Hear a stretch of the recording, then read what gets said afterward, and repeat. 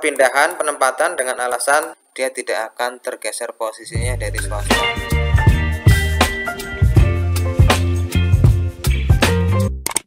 Assalamualaikum warahmatullahi wabarakatuh. Halo teman-teman semuanya, selamat pagi.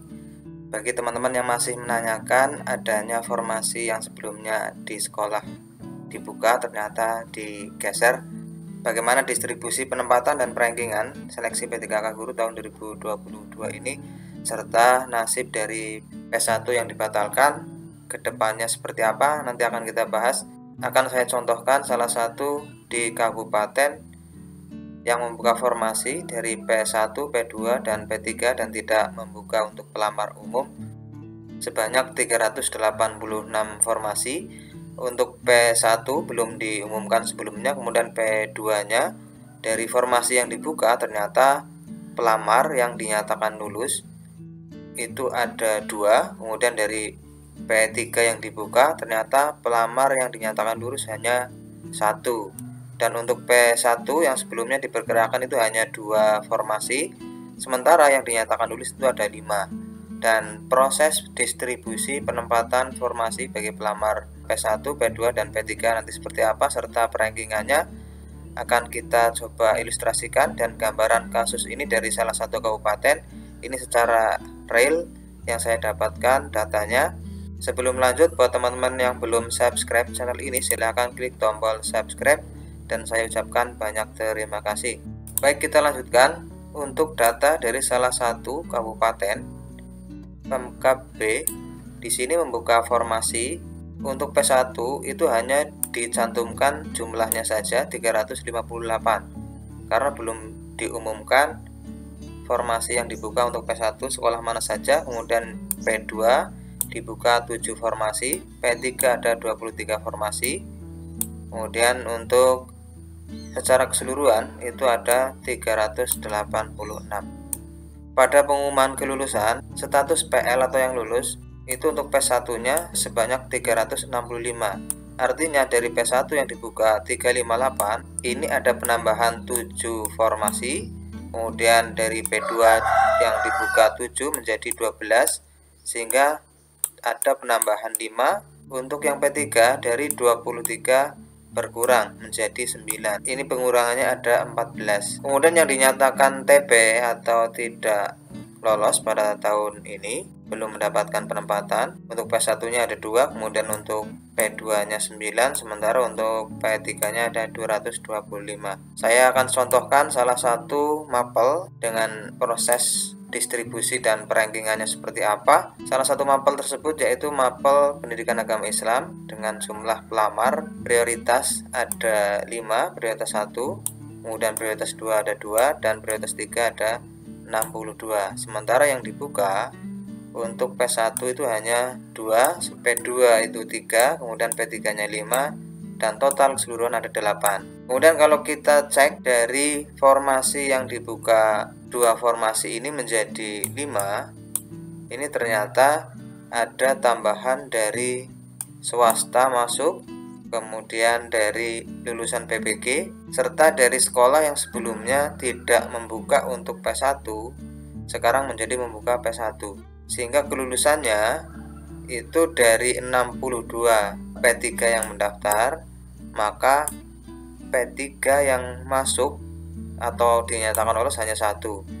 Untuk P2-nya tercover semua dari alokasi pelamar, dan ini ada tambahan dari P2 yang sebelumnya hanya membuka 1 formasi. Sekarang kita cek model distribusinya seperti apa untuk penempatan pelamar P3K Guru tahun 2022. Dari pelamar P1, P2, P3 itu semuanya di ranking terlebih dahulu mulai dari P1. Kalau kita perhatikan untuk P1 yang di negeri itu ada 3, kemudian dari swasta 1, dan lulusan PPG 1. Dari formasi yang dibuka kita perhatikan P1 itu ada 2, kemudian P2-nya ada 1, sementara untuk P3-nya ada 5, dan pelamarnya itu dari negeri itu ada 3, swasta 1, dan lulusan PPG ada 1.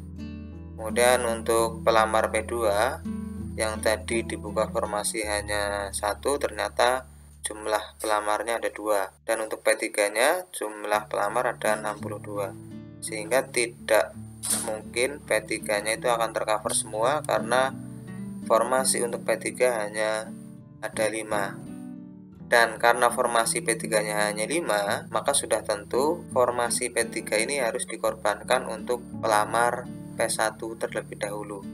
Ini jumlah pelamar P1 keseluruhannya ada 5, tetapi ini melalui perankingan terlebih dahulu. Nah, sekarang kalau kita cek perankingan pada pelamar prioritas yang pertama, itu dimulai dari pelamar dari sekolah negeri terlebih dahulu.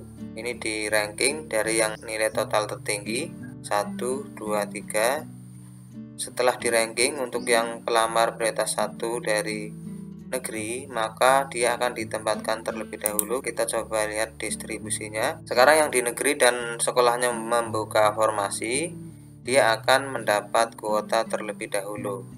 Ini saya contohkan 2 formasi yang dibuka, maka untuk pelamar yang di sekolah negeri dimasukkan dulu di sini, yang di sekolah negeri. Berikutnya yang dari pelamar prioritas 1 yang sebelumnya sekolahnya tidak membuka formasi, sekarang sekolahnya menjadi membuka formasi. Dari formasi P3 yang sebelumnya dibuka, sekarang digeser formasinya ke sekolah yang memiliki P1 yang sekolah induknya tidak membuka formasi. Berarti ini untuk yang sekolah negeri semua sudah tercover. Pelamar prioritas 1 ada 1, 2, dan 3. Kemudian sekarang pelamar dari sekolah swasta. Pelamar dari sekolah swasta itu tidak akan menggeser dari formasi yang di sekolah negeri yang sudah ada, dengan catatan bahwa sekolah tersebut kebutuhannya sudah cukup. Misalnya dia itu membuka formasi P3 dan butuh 1, sehingga guru induk yang ada di sekolah tersebut meskipun P3, dia tidak akan tergeser posisinya dari swasta. Akan dicarikan salah satu sekolah yang sebelumnya tidak membuka formasi tetapi memiliki kebutuhan terbanyak. Nah, ternyata yang dari swasta ini dimasukkan ke salah satu sekolah SMP yang memiliki kebutuhan terbanyak. Jadi formasi yang P3 tadi dipindahkan ke sekolah yang sebelumnya tidak membuka formasi, dipindahkan ke sini. Kemudian yang dari swasta itu masuk ke sekolah negeri ini. Berikutnya yang dari lulusan PPG, ini juga dicarikan sekolah yang sebelumnya tidak membuka formasi, sehingga dari lulusan PPG ini harus menggeser formasi P3 di sini, kemudian masuklah lulusan PPG, masuk ke sini. Nah, sekarang yang P1 sudah tercover semuanya, sehingga untuk sisa adalah P2. P2-nya itu terdapat 2 pelamar, sedangkan formasinya hanya 1, sehingga yang 1 ini sudah otomatis masuk ke sekolahnya yang sekarang buka formasi. Kemudian P2-nya lagi karena tidak membuka formasi, maka diambil juga dari yang pelamar P3, formasinya pindah ke sekolah tersebut. Ini yang pelamar P2. Kemudian untuk pelamar P3 ini juga di ranking terlebih dahulu, ya. Nah, tadi ini yang pelamar P2 di ranking lebih dahulu dari semua pelamar, karena ini hanya 2, tidak saya sebutkan. Yang jelas masih bisa tercover semuanya. Kemudian yang pelamar prioritas 3 itu jumlah pelamar ada 62 di ranking yang tertinggi, itu yang posisi teratas dari diperhitungkan dari nilai totalnya terlebih dahulu. Kemudian sistem membaca jika memang sekolahnya tidak membuka formasi, maka formasinya yang akan digeser ke sekolah tersebut. Sehingga untuk posisi dari pelamar prioritas 3 yang sebelumnya tidak membuka formasi sekolahnya, di sini akan diambilkan dari P3 yang sekolahnya sebelumnya membuka formasi tetapi kalah ranking, maka masuk ke sini. Ini sebagai salah satu contoh distribusi pelamar dan penentuan penempatan. Berikutnya berkaitan dengan siaran pers yang disampaikan oleh Kemendikbudristek kaitannya dengan 3043 pelamar. Kejelasannya seperti apa? Ini disampaikan oleh Bu Nunuk Suryani bahwa untuk pelamar P1 yang dinyatakan batal penempatannya tahun ini, Itu ada 4 poin penting. Pertama, pembatalan merupakan bagian dari proses sanggah dalam seleksi. Pada dasarnya dibatalkan itu adalah penempatannya, bukan kelulusannya. Kedua, pelamar tersebut masih tetap berstatus P1, yang artinya tetap akan diprioritaskan menjadi ASN P3K. Ketiga, pelamar tersebut akan otomatis diikutkan dalam proses seleksi tahun 2023 dengan menggunakan status P1. Keempat, pelamar tersebut tidak akan tergeser dari sekolah induknya. Ini yang disampaikan oleh Bu Nunuk Suryani.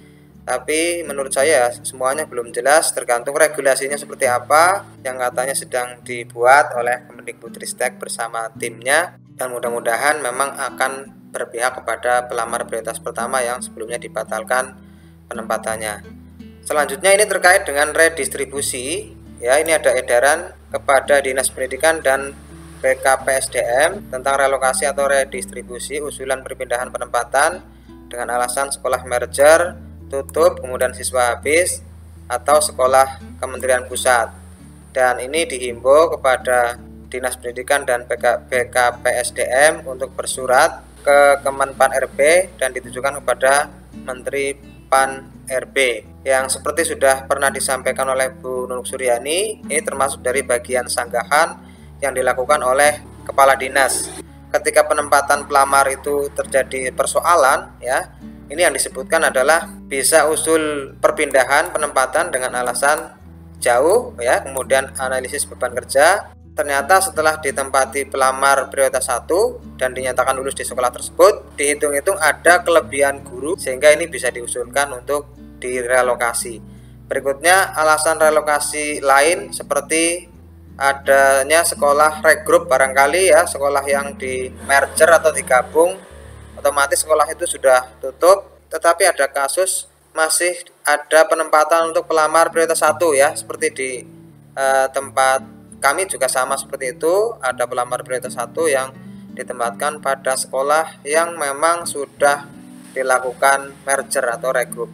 Kita bisa memberikan masukan kepada Dinas Pendidikan atau BKPSDM atau BKD setempat untuk menindaklanjuti hal ini, sehingga BKPSDM atau BKD serta Dinas Pendidikan bisa bersurat kepada Kemendikbudristek yang ditujukan kepada Menteri Pendidikan, Sekretaris Dirjen GTK dengan melampirkan lokasi penempatan dan lokasi usulan yang dilengkapi dengan NPSN-nya. Dan ada kemungkinan nanti bisa ada perubahan penempatan jika memang kita ditempatkan pada sekolah yang sudah regrouping atau sudah merger. Demikian, mudah-mudahan jadi tambahan informasi dan ini sifatnya diskusi. Buat teman-teman yang punya pendapat lain silahkan isikan kolom komentar. Semoga bermanfaat. Wassalamualaikum warahmatullahi wabarakatuh.